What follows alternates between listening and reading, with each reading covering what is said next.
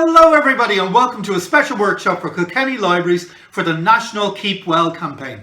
My name is Nolan and I'm an illustrator and I'm a writer, and I write and I draw books for children. And one of my latest books is this one here. It's called Sam Halligan and the Last Dodo.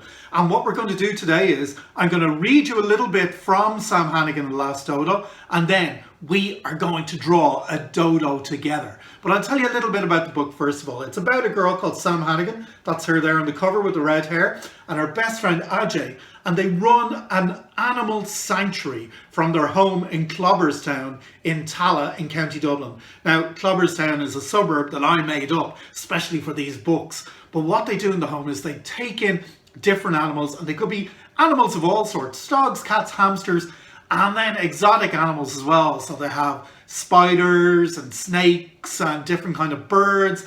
And one day, after a huge big storm, there's a big storm called Storm Gabby, hits Hannigan's Haven. Everything is everywhere in the place. The coops are blown over, the cages are blown over, all the animals are going crazy. They're all taken into the house. And in the morning, when they start clearing up, there's a ring on the doorbell, and Sam Hannigan's granny, Nanny Gig, goes down to answer. And that's where we're going to take up the story from. This is chapter 4, and it's called Express Delivery. Sam was woken up the next morning by the sound of soft snoring. Turning her head on her pillow, she came face to furry face with Barker, her big orange tubby dog, who was fast asleep beside her. Poor petrified pooch, thought Sam. She must have come into my room during the night. Trying her best not to wake up the dozing doggo, Sam slipped quietly out of her bed and padded over to the window to survey the damage that she was sure Storm Gabby had wrought on Hannigan's Haven. Well, thought Sam, it could have been worse. Some of the cages and coops had overturned. One of the branches of the trees had come down into the yard, and there were leaves everywhere. But the roof of the lamb enclosure was still intact, thanks to Og, and everything else looked fixable, or at least clear-upable. There was a knock on the bedroom door, and Ajay stuck his head around.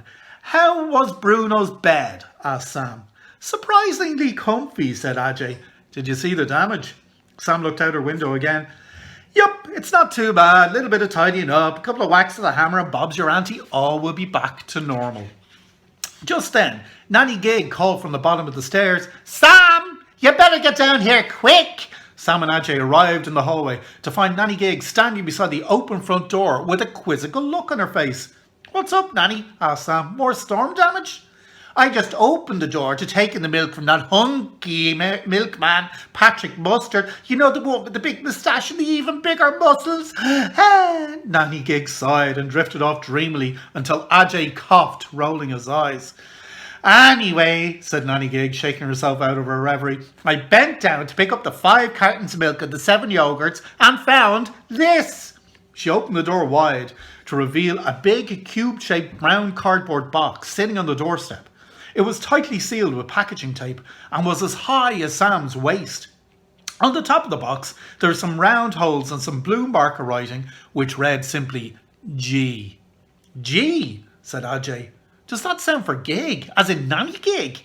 Suddenly, the box stirred, moving a couple of centimetres to the right, and then a couple of centimetres to the left. "There's something inside it," Sam yelled. "Something alive." "Those holes must be air holes." Nanny Gig went to the gate and peered up and down Clobberstown Avenue. Not seeing anyone walking away from Hannigan's Haven or any cars on the road at all, she came back to the door. "We better bring it inside," she said. "Maybe it's another poor sick animal, like that crow with the broken wing that Mrs. Wilson brought around last week." The box moved again, this time jumping nearly a centimetre off the doorstep. "Whatever's in here doesn't seem too sick to me," said Sam. "Ajay, you grab the back of the box and I'll grab the front. We'll bring it into the kitchen." With several oofs and ugs of effort, Sam and Ajay lifted the heavy cardboard box and shuffled into the kitchen. Sam was walking backwards, so Nanny Gig went ahead, opening doors and making sure she didn't trip over any rugs. The box itself was warm to the touch, and there was a faint smell of tropical flowers, like the scent of the fancy fabric conditioner Nanny Gig used when she was washing clothes. It was drifting from the air holes.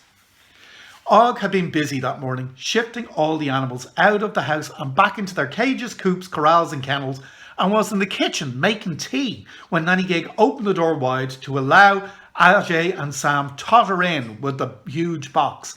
Og, said Nanny Gig. Be a pet, would you, and help Sam and Ajay lift that box onto the table?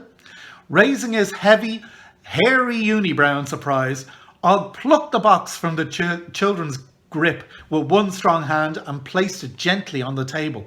The box jumped again, and they heard a muffled squawking noise from inside. Who in here? Asked Og. Will Og open? I'll do it, said Sam. Climbing up on the kitchen chair, she knelt on the table and started to peel back the packaging tape. Careful, chicken, said Nanny Gig. Anything could be in there. Could be a grizzly bear, or a saber-toothed tiger, or even an elephant. Sam looked at her granny. I don't think you'd fit an elephant into this box, Nanny. It's not big enough. Nanny Gig put her hands over her mouth as she gasped. It's big enough for a baby one. Ajay joined Sam on the table and began to peel the packaging tape off the other end. With a tearing noise, both ends of the tape met in the middle and ripped off. The box sat still and quiet on the table for a moment, and then the two sides of the lid sprang open, making Sam and Ajay jump back. From the open box exploded a mass of blue and yellow feathers, papaya fruits, mango, straw, and shredded palm leaves. The mass of feathers grew bigger as it stretched out two large blue feathery wings and flapped them wildly. Two scaly yellow feet broke free of the feathers, and to Sam's delight, they were followed by a large, friendly-looking head with two big blue eyes and a long yellow and red beak. It's a bird, said Sam with glee. Somebody has sent us a lovely big blue bird. She was a big fan of birds, and she was tickled pink to have a new one in Halligan's Haven. The plump blue bird looked around the kitchen, taking in its surroundings. Then it started to squawk loudly and flap its wings.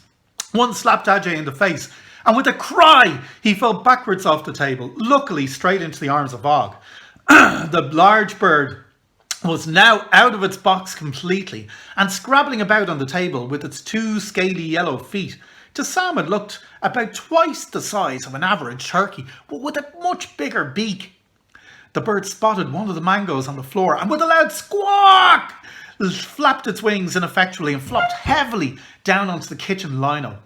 Cindy the budgie in her cage returned the squawk, but the big blue bird ignored her completely and chased the mango with its yellow and red beak as it rolled under the table. What kind of bird is it? Said Ajay. I've never seen anything like it.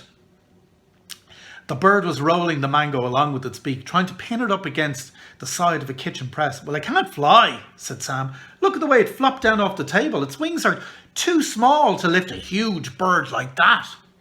Those wings aren't too small to give me a good slap in the gob, said Ajay, rubbing his cheek. Whatever that bird is, it's a menace. Og, said Sam, any ideas? Og was a man of few words, but he knew a surprising amount about the different wildlife and plants of the world. He thought for a few moments, studying the bluebird as it waddled around the floor proudly with the mango fruit now in its beak. Turning his back to the kids, Og reached up to the bookshelves that lined the kitchen walls. He ran his big hairy fingers over the cookbooks, the books on engine repair, and the books about the First World War until he stopped on an old battered volume with the Children's Guide to the Flora and Fauna of the Indian Ocean Islands written in gold foil on the cover. Taking it down, he flicked through it until he found the page he was looking for and held out the spread so Sam, Ajay and Nanny Gig could see. It showed a coloured painting of a bird very similar to the one who was sitting on the lino, noisily and messily eating up a mango. The bird in the picture had the same blue and yellow feathers, the same yellow scaly feet, the same yellow and red beak, and the same mischievous blue eyes. That's it, said Sam excitedly. That's our bird. Og pointed to the title on the top of the page. Dodo, he said. What? Cried Sam. She snatched the book from Og and stared at the painting, and then looked hard at the bird on the floor, who was now flapping its wings fruitlessly, trying to get up onto the kitchen counter and at Nanny Gig's bowl of bananas and apples. It does look like a dodo, all right, she said, but then she froze. But it says here, the dodo is extinct! So what happens after that? well, you'll have to get the book to find out. The best place to find the book is in Kilkenny libraries. So get yourself down to the libraries when they open, ask for Sam Halligan, The Last Dodo, and you'll find out what happens. Now, it's very exciting. The poor dodo is being chased by these guys who actually want to eat it.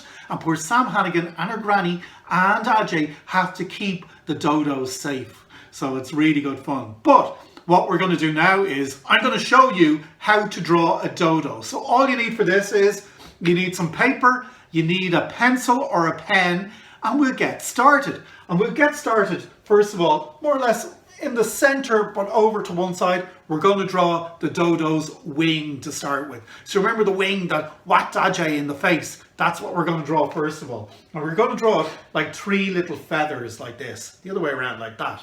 Okay? So I'm going to draw 3 little feathers, the middle of the sheet, over to one side, 3 little feathers like that. Okay? And then we'll do the dodo's body. Now the dodo's body is kind of egg-shaped. It's kind of roundy because this dodo, he loves eating. He loves eating papayas and he loves eating mangoes. So he's got a big roundy body. So what I'm going to do is I'm going to draw a kind of egg shape just here, going behind the wing. So we start behind the wing with an egg shape that comes around like that. I'm going to leave a little gap for the dodo's neck, and then I'm going to continue the egg shape around like this, round, and back up to the wing like that. Okay, so we have a kind of egg shape with a little gap and a wing up here.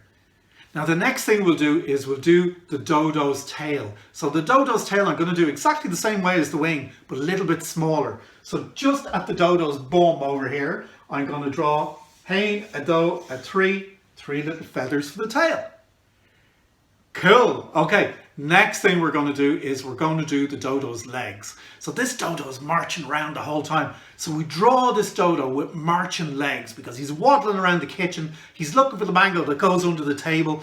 We're going to show him waddling around looking for the mango. So we're going to draw one leg coming out like this and one leg coming down like this, okay? To show that he's walking. So one leg like this. So 2 lines to the leg, okay, and 1 line coming straight down, so 2 lines coming straight down like that, and then we draw the dodo's toes, and we'll do these like kind of like sausage shapes, like 3 little sausages. So to draw 1 toe or 1 foot here, I'm going to draw 3 toes, so a hain, a do, a 3, just like that, with 3 little sausages. And then for this one down here, we'll draw 3 little sausages again. So, 1, 2, 3. So he has an Irish foot and a Spanish foot. Cool. And then in the book, they're called scaly yellow legs. So to show them that they're a bit scaly, I'll just draw a few little lines going across that one and a few little lines going across this one. Brilliant stuff. Okay. Now the next thing we're going to do is the easiest part because this part is just a circle. So over his body, I'm going to draw a circle for the dodo's cute little head. So a circle like this, just floating over the body like this. There we are. And don't worry if your circle is a bit wonky. Mine is definitely a little bit wonky there. Okay. And inside that circle, we're going to do the dodo's eye. So we're going to do another circle going around like this. There you are, as big as you like. Cool, so it kind of looks like a donut shape. Okay, and inside that eye, we're going to draw the little pupil. And we're going to put a little sparkle in the pupil. You can see a little sparkle in my eye because I have a light up there to light me so you can all see me. You can see a little sparkle and this will make your character come to life. So inside that circle, I'm going to draw another circle. This will be a little black circle for his eye. And then the little white sparkle just up on the top right hand corner, a teeny tiny little circle, and then colour in the rest, just like this. Cool. Excellent. And if you're going over the lines, or if you're not colouring it completely, don't worry, it's only a bit of practice, doesn't have to be perfect. Okay, now that looks a bit weird because it's floating over the body like that. So to join it to the body, what I'm going to do is I'm going to draw the dodo's neck next. Now dodos have long necks, so to do that long neck, what I'm going to do is I'm going to draw 2 curved lines. One that'll start here and come down, and one that'll start here and come down, and just join up with the body a little bit, okay? So one from the head down to the body like that, and then the same kind of line, Another curved line here, coming from the head down to the body like that. Cool stuff. And then we're going to draw the dodo's beak. But this is a mischievous dodo, so I'm not going to draw his beak on this side. I'm going to make him look behind him, because he's looking behind him going, where's that mango gone? So I'll draw him with his beak coming this way. So to draw the beak, what I'm going to do is I'm going to draw 2 lines straight out from his head like this. 1, 2. And then that's the top of his beak. We haven't done the red bit on the end of his beak, but we do the bottom of his beak next. And I'm going to do that by doing a little banana shape. So I'll show you what I mean. A tiny little banana coming down here like this. So he looks like he's squawking, because he's always squawking, like that. And then finally what we're going to do on this dodo is we're going to do his beak. So we'll do the beak by doing a kind of curved line coming down like this. Okay. And then a big curved line coming across like this. Almost like a semicircle. Cool. And then another curved line going from here to here. So a curve inwards like that, to show his big hooky beak. And there we are. That is your dodo. If you like, you can draw a few feathers kind of coming off him like this, because he's flapping around and there's feathers going everywhere. You can draw, you could draw a papaya fruit down here if you like. Cool, excellent, good stuff. And that is your dodo. Well done, everybody. And thank you for joining in again with the Draw Along for a National Keep Well campaign for Kilkenny Libraries. See you all next time.